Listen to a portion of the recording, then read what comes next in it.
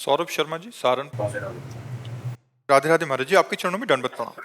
गुरुदेव भगवान, श्रीमद् भगवत गीता में भगवान श्री कृष्ण कहते हैं कि काम, क्रोध और लोभ ये 3 प्रकार के नरक के दरवाजे जीवात्मा को त्रिविधम पतन करने नरकस्येदम द्वारम नाशन महात्मनः कामः क्रोधः तथा लोभः तस्मादेत्यं त्यजेत्। महाराज जी, इन तीनों का त्याग कर देना चाहिए, परंतु इस भौतिक संसार में रहते हुए ये चीजें स्वतः ही जीवन में आ जाती हैं। महाराज जी, ऐसे में इस नरक से कैसे बाहर निकले? स्वतः विष आएगा खा जाओगे? स्वतः विष आ गए तो खा जाओगे क्या? विवेक है कि ये विष है, ये खाद्य नहीं है। तो स्वतः हमारे सामने अगर भोग आते हैं तो वो धर्मयुक्त हैं या अधर्मयुक्त। जैसे भगवान ने काम को नरक का द्वार बताया, तो एक जगह काम को अपना स्वरूप बताया विभूतियों में। जब भगवान विभूतियों का वर्णन करते हैं तो कहते हैं धर्मयुक्त काम मैं हूँ। जैसे पानी ग्रहण किया, धर्मयुक्त पत्नी शास्त्र सम्मानित स्वीकार किया। आज जो ये व्यभिचार प्रवृत्ति चल रही ना, ये नहीं, शास्त्र प्रमाणित कुल परंपरागत धर्मयुक्त पाणी ग्रहण वैदिक मंत्रों के द्वारा अग्नि को साक्षी करके जिसको स्वीकार किया संतानोत्पत्ति के लिए, उससे किया हुआ भोग वो भगवत स्वरूप है, वो पाप नहीं है, वो उसके लिए दोष नहीं है। ऐसे ही स्त्री के लिए अपने पति के साथ सहवास करना धर्म है और दूसरे पुरुषों को काम दृष्टि से देखना मात्र पाप है। पर ये बातें, कलयुग का प्रभाव कैसा चल रहा है, इतना गंदा वातावरण होता जा रहा है।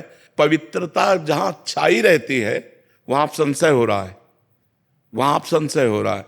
ऐसे पवित्र संबंधों में ये गंदी बातें प्रवेश कर रही हैं जहां दिमाग काम नहीं करता। ऐसा कैसे हो सकता है? समाज में कितनी गंदगी फैल रही है, कितना गंदा व्यवहार हो रहा है।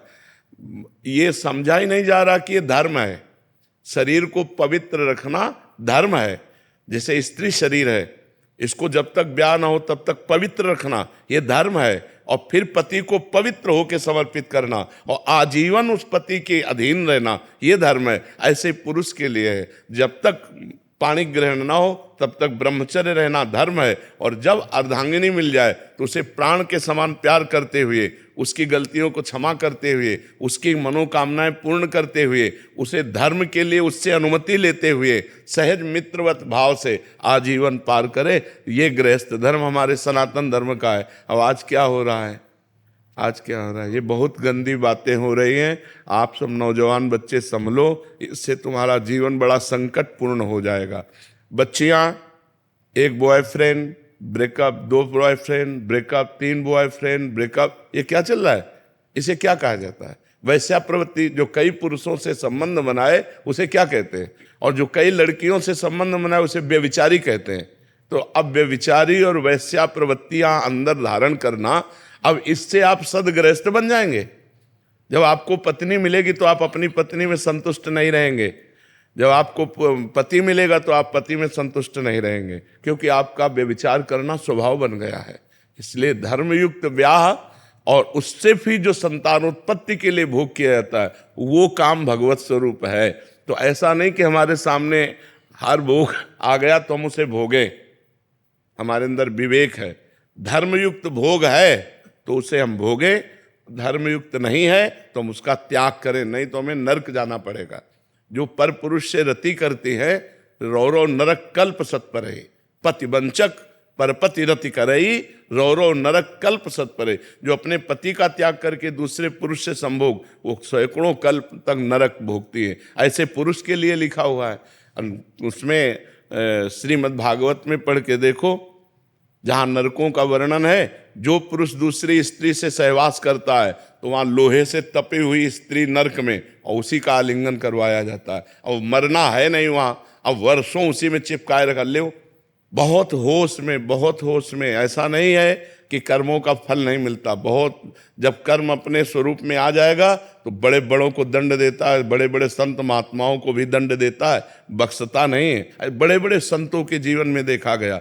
तो ये कर्म बहुत बलवान है, ये नष्ट नहीं होता, ये दंड दे के ही नष्ट होता है। इसलिए कर्म बहुत सावधानी पूर्वक करना चाहिए। तो भगवान ने 3 को नरक का द्वार बताया, कामः, क्रोधः तथा लोभा। तो क्रोध की स्वयं उत्पत्ति नहीं है, इसकी काम से उत्पत्ति है। कामा संजायते क्रोधा। काम जब हमारे वृत्ति उदय होती है, उसमें बाधा पड़ती है तो हमारे अंदर क्रोध आ जाता है। क्रोध स्वयं नहीं आता, क्रोध कामना में बाधा पड़ने पर आता है। जैसे कहते हैं कि आप हमसे नम्र व्यवहार करें, तो ये हमारी कामना है, और जब आप नम्र व्यवहार नहीं करेंगे तो क्रोध आ जाएगा, क्योंकि हमने कामना की।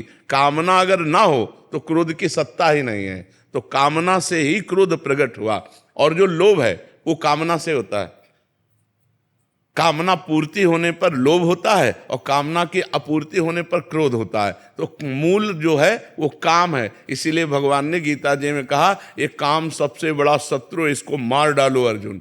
अर्थात निष्कामता जब तक नहीं आएगी तब तक शांति, आनंद, सद्गति नहीं होने वाली। इसलिए भगवान का नाम जप करो, अच्छे आचरण करो, आए हुए समस्त भोगों को निर्णय करो विवेक के द्वारा कि धर्मयुक्त है कि अधर्म है।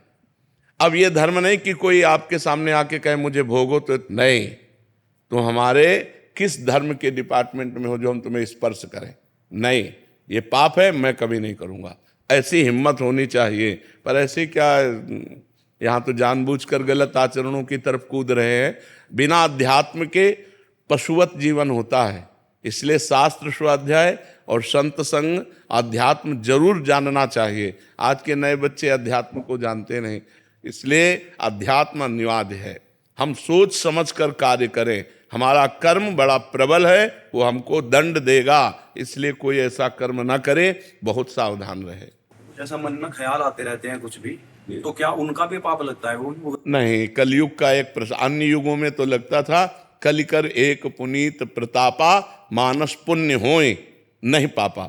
मानस पुण्य तो लग जाएगा। जैसे आपके मन में आया कि अब हमारे पास रुपया है, कल चलते हैं और बिहारी जी का भोग लगाकर सबको बांटते हैं, और आपके सामने कल ऐसी विपत्ति आ गई कि रुपया भी गया और आप भी ना पाए, तो आपको वो पुण्य मिलेगा। लेकिन हाँ, वो पुण्य मिलेगा, हाँ, भावना का। लेकिन आपने सोचा कि कल इनको मार देंगे, आप नहीं मारे, तो पाप नहीं लगेगा। कलिकर एक पुनीत प्रतापा, मानस पुण्य होए नहीं पावा। अगर मानसिक पाप लगते तो तब तो पहाड़ जैसे पाप इकट्ठा हो जाते, क्योंकि मन पाप तो सोचता ही रहता है। तो कलयुग में मानसिक पाप नहीं लगते हैं।